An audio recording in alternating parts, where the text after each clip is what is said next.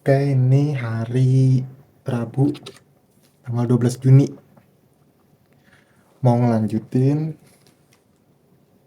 resume dari buku Psychology of Money bab 2. Jadi di bab 2 ini judulnya itu keberuntungan dan resiko. Ini gue kaget nih kenapa ini ditaruh bab 1, karena gue pernah ngeliat interviewnya Reza Rahardian gitu. Dia ditanya, apa sih kunci sukses seorang Reza Rahardian gitu di Mata Najwa kalau nggak salah. Dia sebutin tuh udah ada 5 poin kalau nggak salah. Ini terus pas poin terakhir, ya poin terakhir tuh keberuntungan. Lah kocak, kenapa nggak lu bilang dari awal poin terakhir keberuntungan? Iya, nggak salah sih itu, maksudnya kan pada akhirnya keberuntungan itu kan bukan sesuatu yang bisa kita ukur ya, yang bisa kita atur. Tapi ditaruh di poin terakhir ketika orang udah semangat semangat nih dengerin dari poin 1 sampai ke 5 gitu misalnya. Poin terakhir keberuntungan, lah kocak. Gitu sih, makanya di buku ini ditaruh di pertama, apa di bab-bab awal, di bab 2, supaya mungkin lu sadar dari awal gitu, karena keberuntungan dan resiko itu juga berpengaruh ke investasi dan gimana cara mengatur keuangan gitu. Jadi di bab 2 ini cara garis besar ngomongin itu keberuntungan dan resiko itu hal yang wajar di investasi. Kalau di bukunya dibilang keberuntungan dan resiko adalah saudara kandung. Keduanya adalah realitas bahwa semua hasil dalam hidup dipengaruhi kekuatan-kekuatan selain usaha pribadi. Ya, jadi ketika ada orang yang kelihatannya berhasil banget nih, itu belum tentu karena dia kerja keras. Bisa jadi karena ada faktor keberuntungannya. Dan ketika ada orang yang gagal, bisa jadi bukan karena dia kerjanya kurang keras, tapi ya emang faktor risiko yang membuat dia kurang berhasil kelihatannya gitu. Nah, di buku ini dicontohinnya Bill Gates. Bill Gates ini penemu apa? Foundernya Microsoft yang membuat sistem operasi Windows. Jadi Bill Gates itu di sekolah SMA-nya di Lakeside itu ternyata salah satu dari sekian sekolah menengah yang punya komputer di Amerika pada zamannya. Jadi dari situ aja udah kelihatan dia udah punya salah satu faktor, yaitu keberuntungan, dimana dia sekolah di SMA yang udah punya komputer, dimana di masa itu bahkan kuliah pun belum tentu ada komputernya. Ya itu karena salah satu gurunya di sana tuh ngajuin proposal buat nyewa komputer, dan akhirnya Bill Gates oprek-oprek tuh komputernya, dan dia punya temen yang namanya Paul Allen. Nah, Paul Allen ini juga suka ngoprek komputer, jadi dia berteman baik dengan Bill Gates dan suka ngoprek komputer. Pada suatu saat Bill Gates tuh nanya, apa gimana ya kalau kita bisa ngejalanin perusahaan Fortune 500 gitu ke Allen, dan Allen bilang ya nggak tahu, dan Bill Gates saat itu berangan-angan mungkin suatu saat nanti kita bisa punya perusahaan komputer sendiri gitu. Nah, dan di sekolah itu Bill Gates juga punya teman lainnya namanya Ken Evans. Ken Evans ini juga sama suka ngoprek-ngoprek komputer. Nah, mereka berteman baik juga dengan Bill Gates. Nah, tapi disinilah letak keberuntungan itu tadi, dan resiko, ya, beruntungan dan resiko. Bill Gates itu salah satu dari 300 murid yang sekolah di Lakeside, Amerika, padahal di saat itu ada 18 juta yang memasuki masa sekolah menengah atas masa SMA. Jadi dari 18 juta itu, dan Bill Gates salah satu dari 300 yang sekolah di Lakeside yang punya komputer gitu. Nah, temennya Bill Gates ini yang Ken Evans ini kan juga sekolah di Lakeside. Tapi si Ken Evans ini meninggal waktu pendakian gunung, dan rasio yang meninggal saat pendakian gunung itu 1 banding 1 juta gitu. Jadi Bill Gates itu 1 banding 1 juta dari ke yang keberuntungan, dan si Ken Ken Evans ini 1 dari 1 juta resiko. Yang mana seharusnya kan mereka bisa jalan bareng nih. Tapi keberuntungan dan resiko itu menghasilkan dua arah yang berbeda. Bill Gates jadi bisa bangun Microsoft, tapi Ken Evans meninggal dan nggak bisa nerusin gitu. Inti dari cerita ini adalah yaitu faktor keberuntungan dan resiko itu ada saat, kalau di contohnya Bill Gates itu sangat ngejalanin Microsoft.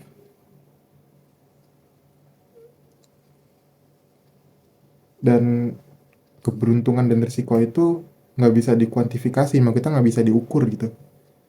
Ya siapa yang bisa mengukur keberuntungan, siapa yang bisa mengukur resiko?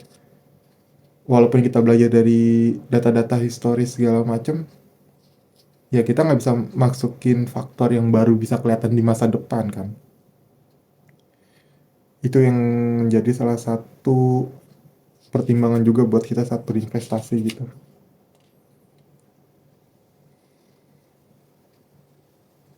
Nah, maka dari sini di bab 2 ini dikasih tahu, jangan pernah melihat orang lain itu mentah-mentah, dalam artian ya ketika dia gagal belum tentu dia nggak kerja keras, dan ketika dia berhasil belum tentu dia kerja keras. Bisa jadi dia kerja seadanya tapi beruntung gitu.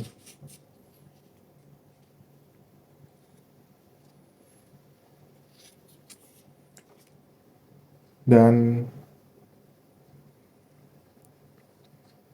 di sini ada beberapa cerita sih, tapi yang contoh bisa bisa kita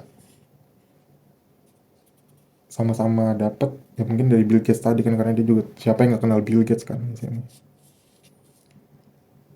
Dan ada juga, nah di cerita selanjutnya itu ada namanya Vanderbilt. Vanderbilt ini pengusaha rel kereta di zaman dulu, jadi ekspansi rel kereta gitu. Tapi di saat dia menjalankan bisnisnya itu, dia melanggar hukum-hukum yang ada gitu. Tapi dia tetap bodo amat ngejalanin. Nah di sini dijelasin uh, pelanggar hukum dan orang yang bodo amatan atau yaudah jalanin aja dulu itu pembedanya tipis gitu loh, antara orang yang bodo amatan sama orang yang pelanggar hukum. Karena ketika menjalankan bisnis ini, si Vanderbilt ini berhasil, tapi pada akhirnya dia ya kena hukuman. Kena hukuman divonis pengadilan gitu. Dan tapi di satu sisi John D. Rockefeller dia ini salah satu konglomerat yang berhasil dari tambang minyak. Jadi juga nggak berkali-kali ngakalin peraturan gitu, ngakalin hukum, tapi pada akhirnya dia juga berhasil. Ya, balik lagi kan tadi ke faktor peruntungan dan resiko gitu. Nah, juga dikasih cerita di sini Benjamin Graham gitu. Benjamin Graham itu salah satu investor yang memakai metode value investing itu. Dia juga salah satu gurunya dari Warren Buffett.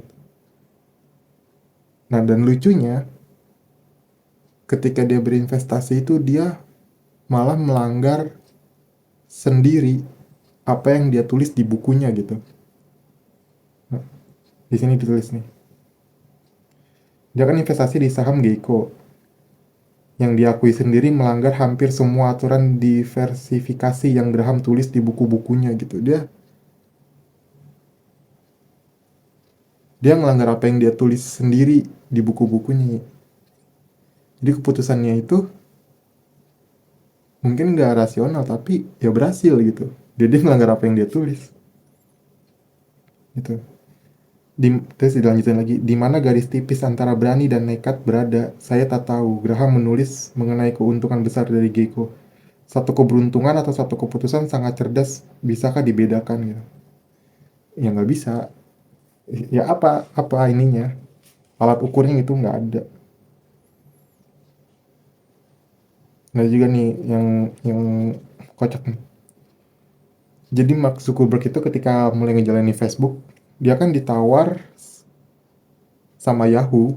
Yahoo, perusahaan Yahoo itu 1 miliar dolar di tahun 2006.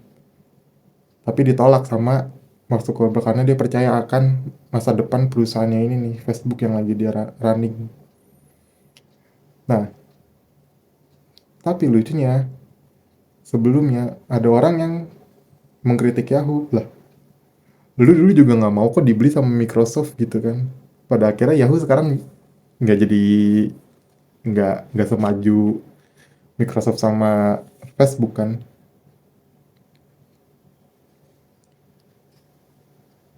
Iya gitu, dia dia jadi Yahoo ini berusaha ngebeli Facebook, padahal dia sendiri juga menolak tawaran dari Microsoft.